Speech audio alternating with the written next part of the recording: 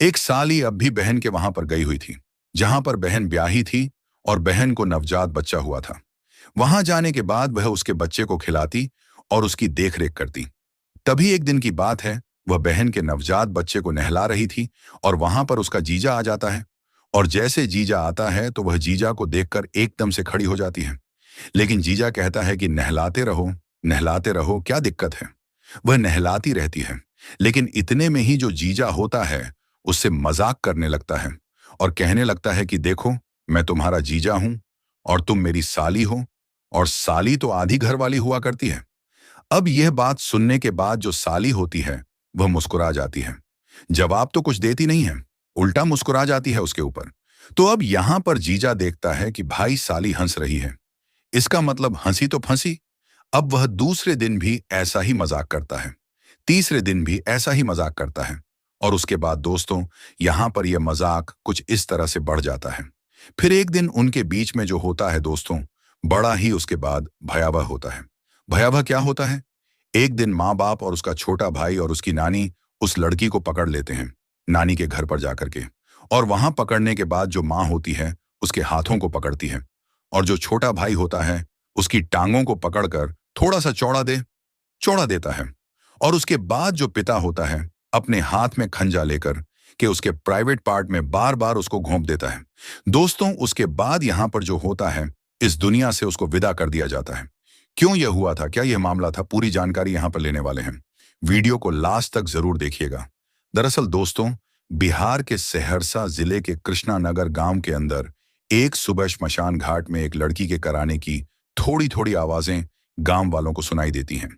तो श्मशान घाट के पास जब गांव वाले जाते हैं तो देखते हैं कि एक लड़की खून से लथपथ लहूलुहान, और उसके प्राइवेट अपार्टमेंट किसी ने खंजर से वार किया है और उसके नीचे के कपड़े उतरे हुए हैं। अब तो वह दोस्तों 10 दिसंबर का समय था।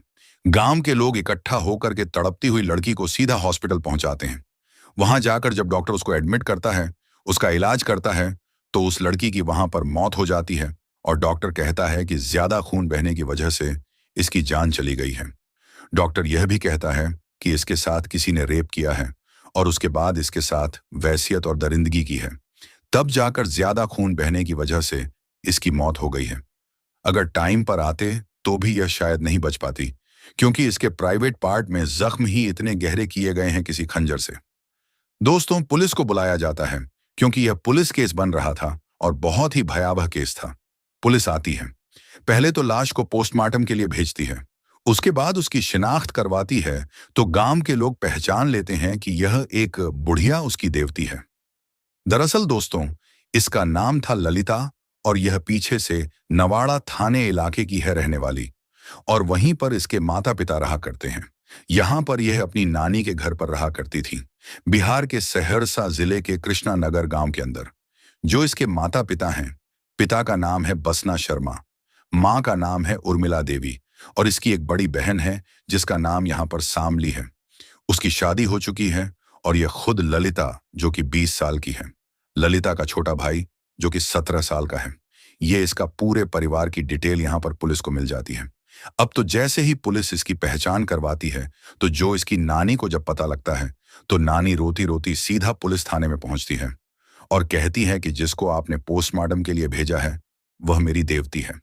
अब तो यहां पर जैसे नानी रो रही थी, तो पुलिस वाले उसको थोड़ा सा धीरज बना रहे थे, और उसके बाद पुलिस डॉग सुकेट को तैयार करती है, और वहीं उसी श्मशान घाट में कुत्तों को लेकर पुलिस जाती है, जो सूंघने वाले कुत्ते होते हैं। कुत्ते सूंघते सूंघते अब सीधा नानी के घर पर जाकर रुक जाते हैं और वहां पर सूंघने लगते हैं। पुलिस को लगता है कि मामला कुछ ना कुछ गड़बड़ है नानी के घर में ही। उसके बाद पुलिस उस नानी के घर में घुसती है, तो अंदर फर्श को धोया तो हुआ था, लेकिन फिर भी वहां पर बहुत सारे खून के कुछ वहां पर निशान बने हुए थे। कुछ खून की बदबू आ रही थी, क्योंकि यह कांड नानी के घर में ही किया गया था। अब तो नानी को पुलिस पकड़ लेती है और सख्ती से उससे पूछताछ की जाती है कि यह सारा कांड तुम्हारे घर में हुआ है, बताओ यह कांड किसने किया है। तो नानी अब पुलिस के सामने राज खोलती है। नानी बताती है कि मेरा इसमें कोई खोट नहीं है, मैं तो बस दूर थी और बूढ़ी औरत हूं। मैं करती भी तो करती क्या।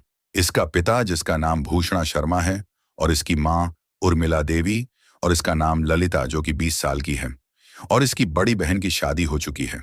छोटा भाई 17 साल का है, तो नानी बताती है कि इसकी बड़ी बहन की जब शादी होती है तो वह गर्भवती हो जाती है।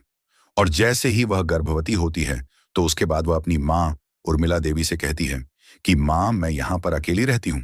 ना ही मेरी कोई सास है, ना ही मेरी कोई ननद है, जेठानी देवरानी कोई भी नहीं है, और मेरा पति ज्यादातर नौकरी पर रहा करता है। तो मैं अब गर्भवती हूँ, तो मुझसे काम धंधा ज्यादा होता नहीं है। तुम ऐसा करो छोटी बहन, ललिता को मेरे पास भेज दो। अब जो उसकी माँ होती है, माँ के लिए तो दोनों बेटी बराबर हैं। जो उसकी माँ होती है ललिता को अब उसकी बहन के पास भेज देती है, उसके काम धंधे को संभालने के लिए। तो जैसे ही ललिता वहां पर जाती है तो ललिता के जीजा को भी पता लगता है कि उसकी साली घर पर आई हुई है। तो अब तो वह रोज रोज ड्यूटी से घर पर आने लगता है। वैसे तो वह 2-2 3-3 दिन में आया करता था, लेकिन साली का चाव उसको ऐसा चढ़ जाता है, घर पर आने लगता है, साली की तरफ देखता है, कई बार मुस्कुराता है, कई बार उससे बातें करने की कोशिश करता है। ये सारे इशारों को जो साली होती है ललिता, वह भांप रही थी और समझ रही थी कि जीजा के मन में आखिर कौन सा खोट है, लेकिन वह कह नहीं पा रही थी, क्योंकि वह भी उड़ती जवानी थी। अभी अभी 20 साल की हुई थी। कहते हैं ना, उड़ती जवानी और कहते चढ़ती हवेली, कुछ ऐसा कहा जाता है।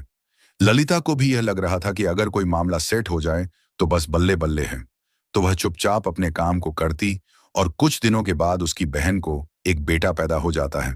और उसके बाद वह नवजात बेटे को एक दिन बाथरूम में नहला रही होती है। खुले में ही नहलाते हैं वहीं पर। तो वहीं से जीजा गुजर रहा था। तो एकदम से वह कहता है कि बच्चे को नहला रही हो और इसके बाद तुम मेरे पास आना, थोड़ी देर तुमसे बात करनी है। अब जो साली होती है वह कहती है, जीजा जी क्या बात है, मुझे यहीं पर बता दो।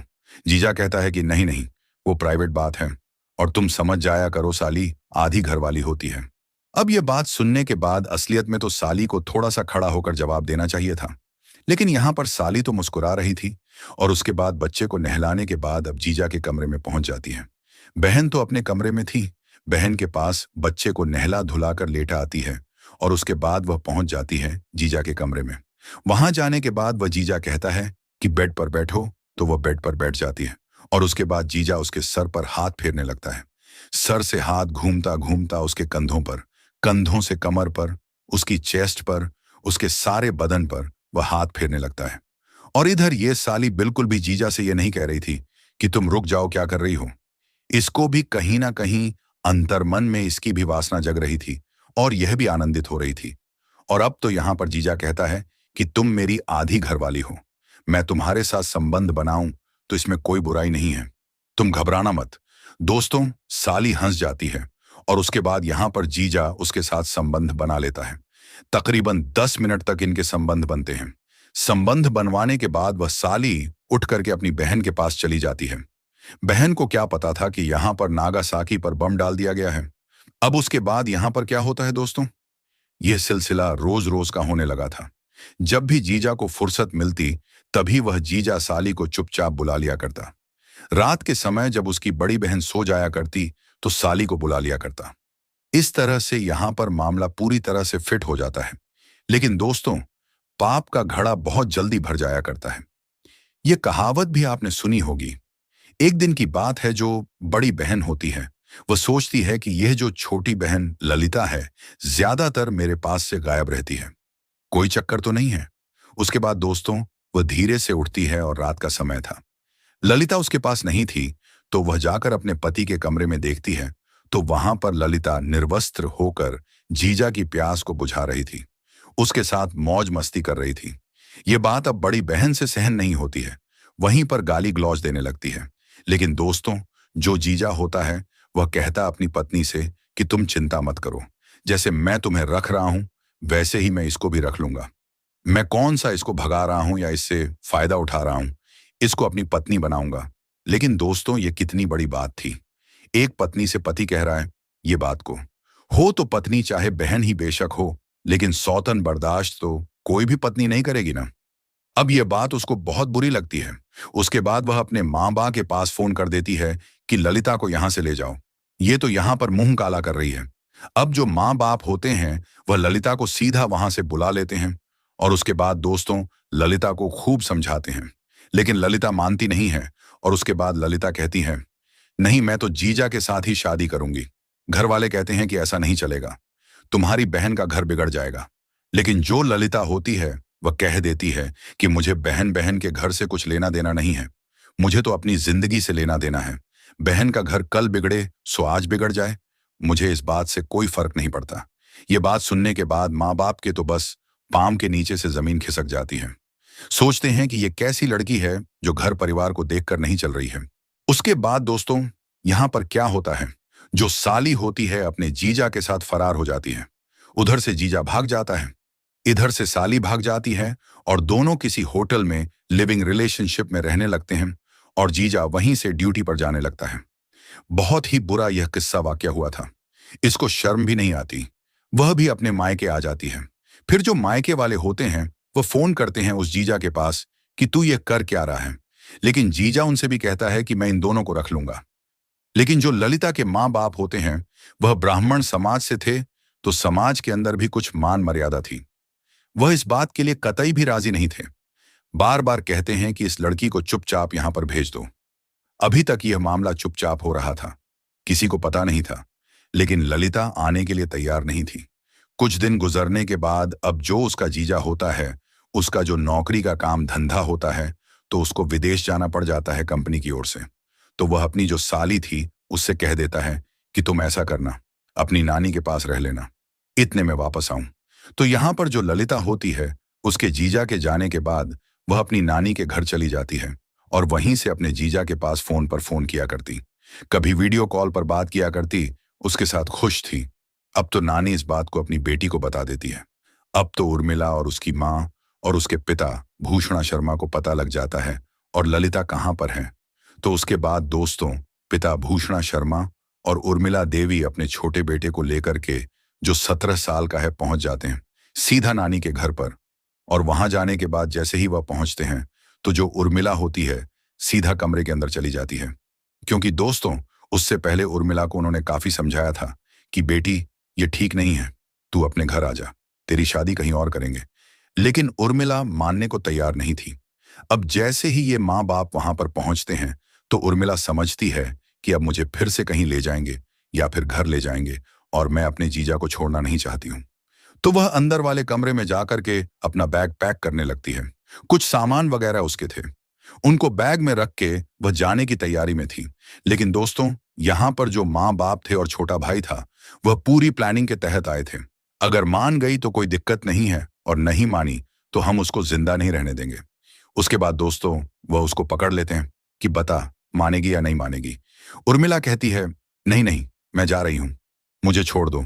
उसको क्या पता था कि उसके ऊपर आज गाज गिरने वाली है। अगर उसको पता लग जाता कि आज यह उसकी हत्या करने वाले हैं तो शायद हो सकता है वह मान भी जाती। अब एकदम से उसका पिता और उसकी माँ उसको पकड़ लेते हैं, पकड़ करके जमीन पर डाल देते हैं और छोटे भाई से कहते हैं कि इसकी टांगों को चौड़ा दें। वह उसकी टांगों को पकड़ लेता है और दोस्तों उसके बाद जो पिता होता है उसके ऊपर चाकुओं से वार करता है।